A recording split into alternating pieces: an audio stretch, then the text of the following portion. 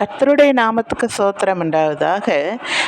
சவுல் பவுலாக மாறினார் அல்லவா? அவர் சொல்லுவார், நான் வாழ்ந்து இருக்கவும் தெரியும், தாழ்ந்து இருக்கவும் தெரியும்.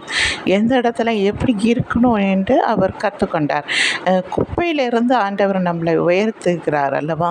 அது எதற்கு தெரியுமா? அந்த வழியெல்லாம் நம்ம கற்றுக்கொண்டு மேலே வந்தாலும் நம்மளுடைய கீழுடைய கஷ்டங்களை நாம் புரிந்து கொள்வோம். ஏழ்மையானவருடைய கஷ்டங்களை நாம் புரிந்து கொள்வோம். புரியுதுங்களா? இப்போது எந்த இடத்துல இப்போ ஏதோ ஒரு ஃபங்க்ஷனுக்கு போகிறோம், அந்த இடத்துல என்ன சாப்பாடோ அதை நாம் சாப்பிடுவோம். அதே ஒரு ஏழை வீட்டுக்கு போகிறோம், அங்கே கஞ்சோ இல்லை கூழோ செய்வார்கள், அதை நாம் சந்தோஷமாக குடிப்போம். ஐயே, இது எனக்கு பிடிக்காது என்று நாம் சொல்ல தோணாது. ஏன்னா நாம் அந்த கஷ்டத்துலேருந்து வந்ததுனால அந்த கூழுடைய டேஸ்ட்டும் அந்த கூழுடைய அருமையும் நமக்கு தெரியும்.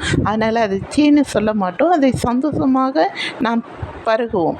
எப்படி நான் பணக்காரன் ஆகிட்டேன், நான் இப்பொழுது பர்கர் தான் சாப்பிடுவேன் என்று நாம் சொல்லக்கூடாது. எந்த இடத்துல இருந்தாலும் நாம் தாழ்மையாக கற்றுக்கொள்ள வேண்டும். வாழ்ந்து இருக்கவும் தெரியும், தாழ்ந்து இருக்கவும் தெரியும் என்று நாம் என்ன செய்யணும்? அப்படியாக வாழ வேண்டும். சிலர் பணக்கார ஆகிட்டா ஏழையுடைய இதுவே மறந்துவிட்டு நான் அப்படியெல்லாம் வாழவில்லை என்று நினைப்பார்கள். அப்படி சொல்லக்கூடாது. தேவன் அதற்காக உயர்த்தவில்லை.